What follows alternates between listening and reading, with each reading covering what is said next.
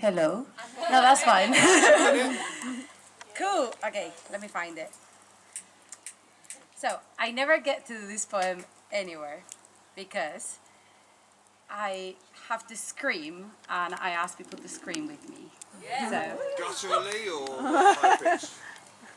as much as you can, just let it all out. You know what I mean? Like a proper scream. So yeah, if you want to, if you don't want to, then that's fine. Okay. I feel empty, like a desert at night. I search for water under the sands, picking every single grain with my nail, placing them on my hand and begging for rain. Before this, there used to be a river emanating from my saliva glands that disembogued in an ocean made of once upon a times without endings. I used to swim in its hope, emerge from its surface breathless, breathless. I was breathless. And breathlessness felt like home. Before this, there used to be a bankside. On it, a duck. On it, a breadcrumb eyed by a pigeon that was always around. The pigeon used to hover over my window, walls made of flesh. It looked right into my heart. Back then, my heart was a vessel, and the vessel never seemed to be full up. So much space for regret. So much space for always looking back. But one day, the vessel grew a lead, the flesh scarred, the pigeon flew towards the sand, its feathers fired darts, bent everything beneath them. No more breadcrumb, no more dag, no more bankside, no more river emanating from my saliva glands. The fire lasted hours. And who was I to say how long the fire should last?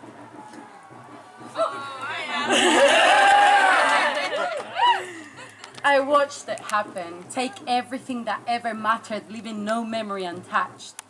It reached my toes no long after it began, and I forgot to run. Instead, I swam in its flames like I used to do in hope, and instead of emerging breathless, I choked. I became smoke, a cloud of nothingness, the void. And it felt like home, hadn't felt like home in a minute. I was left with more bricks than I needed to build a wall I fought so hard to destroy. I fought so hard to avoid this place, but there I was, smelling like burnt hair. My burnt face let out a scream of bottled rage, a scream of bottled blame and shame and heartbreak, and ingrown toenails banged against the door. A scream of bottled knives against the tabletop. Daisies that spelled love you not, nightmares that feel real enough to break your joints in your sleep. I scream like this. Ah! No, now you scream.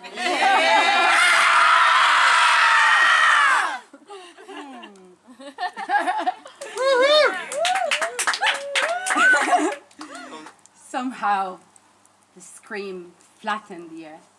It devoided the universe of air, and everything became ashes. My body charred, plummeted to the embrace of its comfort. Who would have thought that debris could feel like cotton? I didn't. I didn't know that life goes so no matter the tragedy, that ashes sometimes become flower beds. When I'm picking the sand grain by grain and begging for rain, I think about how I used to take water for granted. The more water, the less care.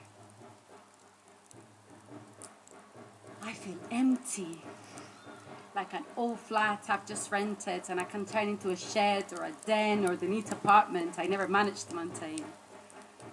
I feel empty, like a gift bag at Christmas, like a beach in autumn, like a calendar at the beginning of the year. Empty, like a rumbling stomach before a meal, like a bathtub ready to be filled, like the meal seat in a row of 3. Empty like a blank canvas, like a new notebook, like a mountaintop. Empty like a remote highway, like a train carriage, like a parking spot. Empty, not like a promise, but like a bladder after a long ride home. And I know that my bed is made of charcoal, pillows made of dust, and I'm not always asleep at dusk.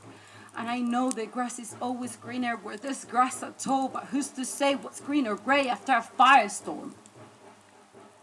There's comfort in knowing there's nothing left to hold, there's something else to mourn, but with morning comes learning to love what I've got. I lay in a bed of ashes, empty like the desert at night. I watch the stars, they watch me back, and I hear nothing but my breath. Good timing. Do another one. You got more? Hey! Cool. Okay. Right. No screaming for this one. Sorry.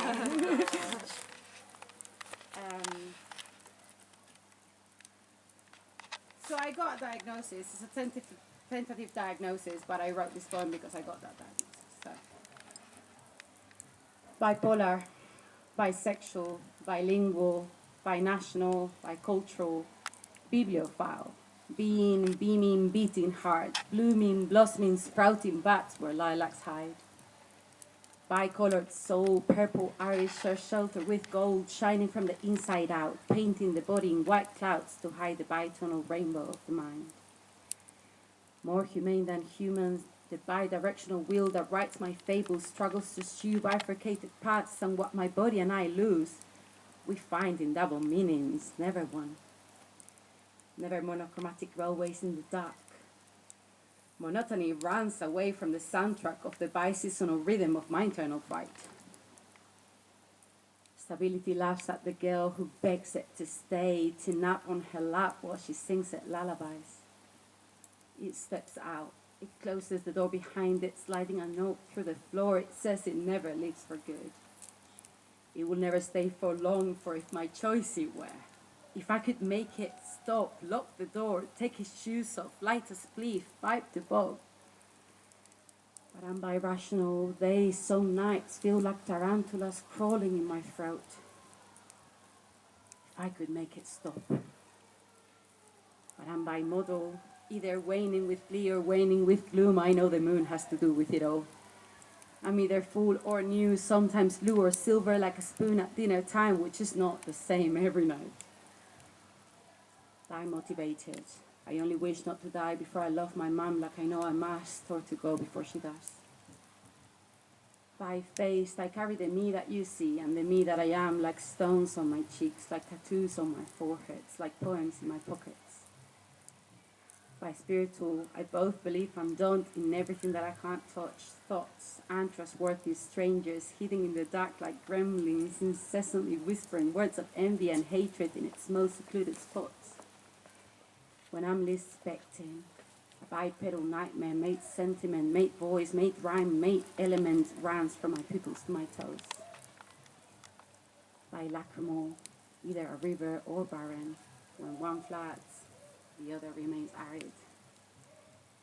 This is a poem to my bi-melodic song, to the constant dichotomy of being both and none, vulnerable and stronger than granite.